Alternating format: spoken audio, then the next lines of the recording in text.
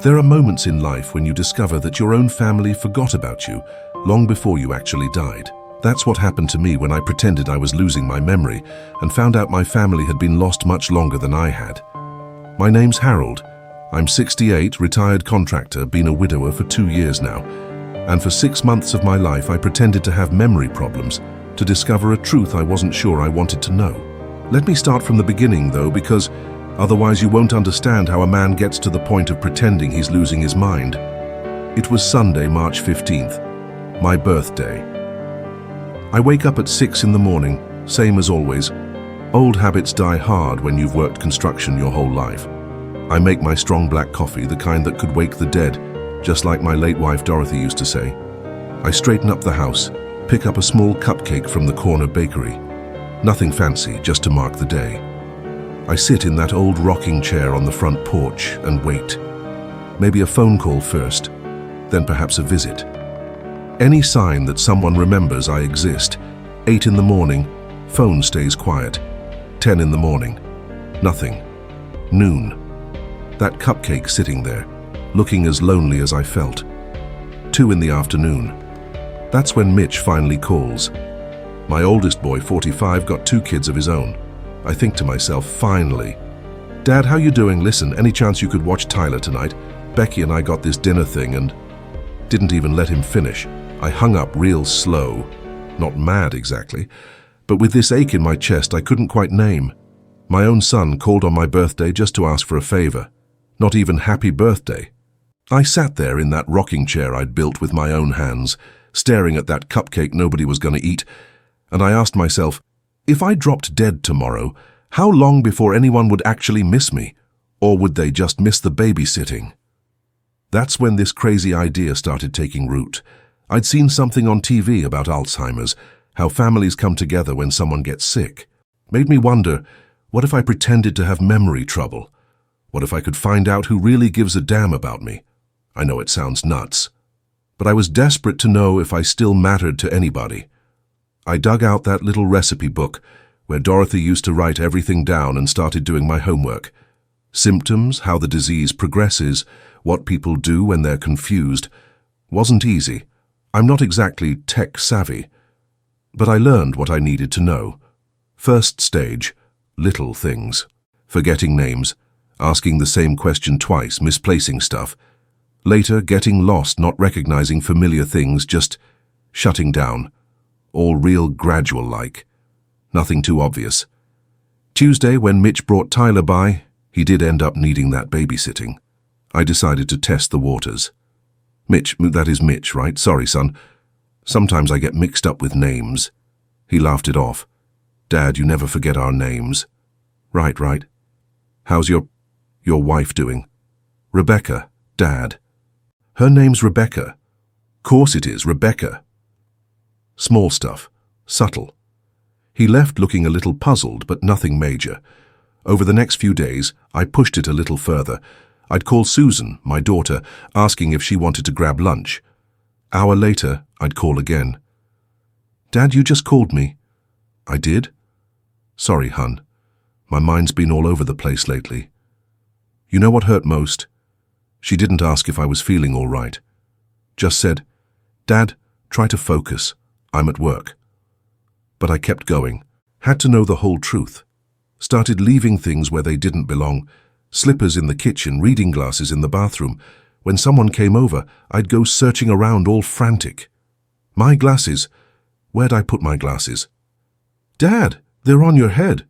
Well, I'll be. How about that? 2 weeks in, I tried something bigger. Walked down to the bakery and just sat on that bench in the town square, pretending I couldn't remember how to get home. Wanted to see how long it'd take someone to come looking. 40 minutes. Took 40 minutes before Mrs. Kowalski, my next-door neighbor, found me. Harold, what in the world are you doing out here? Oh, Pat, I can't seem to remember which way home is. She got this look of real concern on her face. Come on, I'll walk you back. We'll figure this out.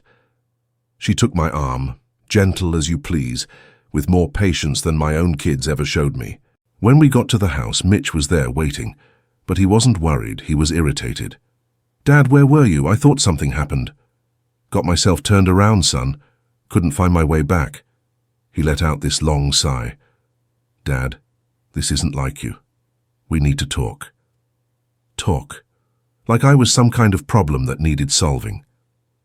The next few months, my house turned into a stage. I'd pretend to doze off so I could listen to their conversations. I'd act confused just to see how they'd react. Wrote it all down in Dorothy's recipe book. What I found out, well, I found out my family wasn't good or bad. They were just tired. Mitch, talking to Rebecca in my kitchen. I'm at my wit's end, Becky. He's getting worse every day. Asked me the same question 5 times this morning. Maybe we should look into getting him some help. You mean like a home?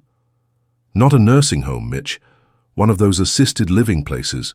He'd get proper care and we could have our lives back. But the cost, the house is worth plenty, more than enough to...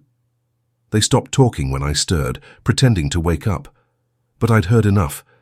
See, my son wasn't being cruel. He was exhausted, working 10-hour days, dealing with his own kids, his wife, and now me on top of it all. It wasn't meanness. It was just too much.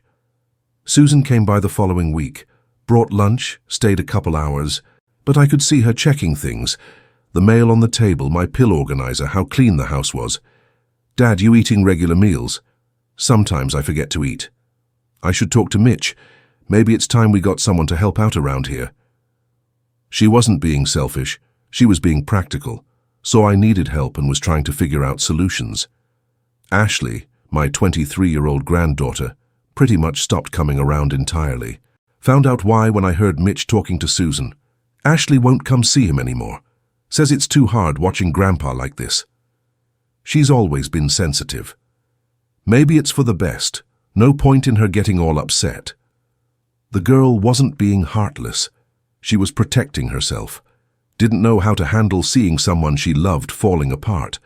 But Tyler, my 16-year-old grandson, he surprised me most of all. That kid started showing up every single day after school. He'd sit right next to me, talk about his classes, the football team, girls he liked. When I'd pretend not to remember him, he'd get this sad look, but he never gave up. It's me, Grandpa, Tyler. Remember when you taught me to make paper airplanes? Tyler. Oh, right, you're Mitch's boy. That's right, Grandpa, your grandson. And he had more patience than anyone. He'd repeat things, show me old pictures, tell me stories about school. Not because anyone made him. Because he wanted to be there. One day he came over crying, Grandpa, Dad says you might have to go live somewhere else where they can take better care of you. But I don't want that. I could take care of you myself. Nearly broke my heart. 16 years old, offering to take care of his grandfather. Mrs. Kowalski became my lifeline. Every single day she'd come by with food, help tidy up, make sure I was doing okay. Not out of pity either, out of genuine friendship. Harold, I made too much pot roast again. Want to eat together? That's awful kind of you, Pat. We've been neighbors 15 years, Harold. We look out for each other. After 4 months of this act, I knew exactly who really cared about me. But I also understood something else. My family wasn't evil. They were just ordinary people trying to deal with an impossible situation. Mitch worked himself to death every day and still had to worry about me. Susan juggled her job, her own family, and now me as another responsibility. Ashley was at that age where she was trying to figure out her own life. They weren't bad people. They were overwhelmed people.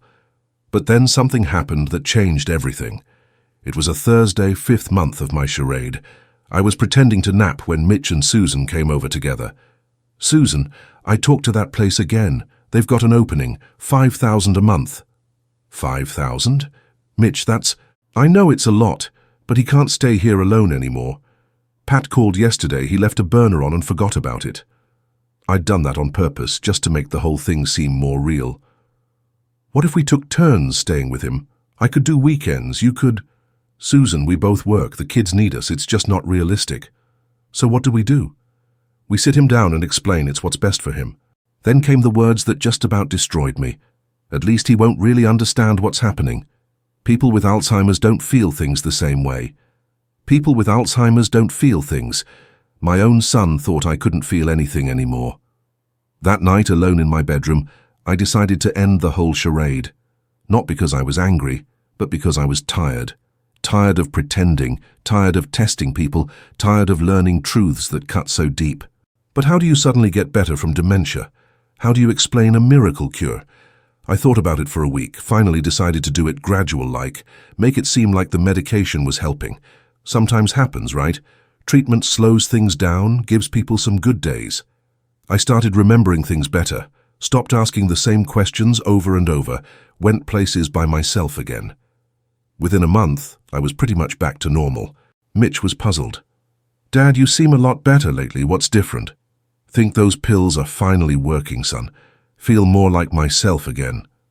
But the doctor said it would only get worse. He said it might get worse. Sometimes the medicine helps for a while. He didn't push it, he was just relieved, problem solved. Now 6 months later, everything's different. Tyler and I are closer than ever. That kid's become my best friend. We work on projects together, throw the football around, play dominoes on the porch. He deserves every bit of attention I can give him. Mrs. Kowalski and I have a real friendship now. We cook together, watch her afternoon stories, talk about everything and nothing. She's more family to me than my own blood. With Mitch and Susan, I didn't cut them off, but I changed how things work. I don't sit around waiting for them to remember I exist. When they need help, I'm there. I'm still their father. But I don't pretend we're close when we're not. And I changed my will. Not out of spite, but because it's only fair. The house goes to Tyler when he turns 25. Until then, if something happens to me, Pat can stay here as long as she wants. My savings get split up, 60% to my kids, 40% to Tyler. Call it unfair if you want, but it's not. It's justice. It matches the love I actually received.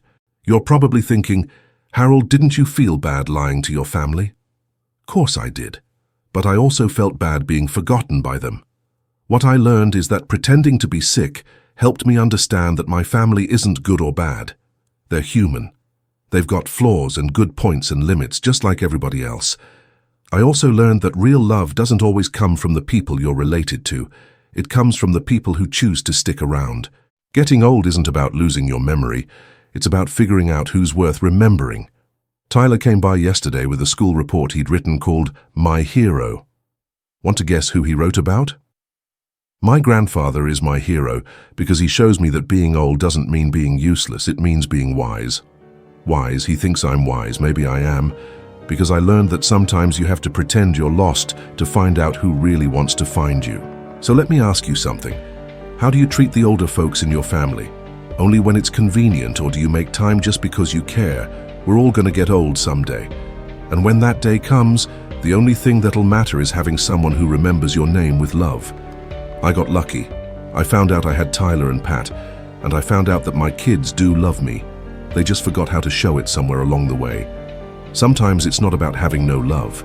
It's about having no time to love. What about you? You still got time. Do you need to pretend to be lost to find out who really wants to find you? Or do you already know who matters most in your life?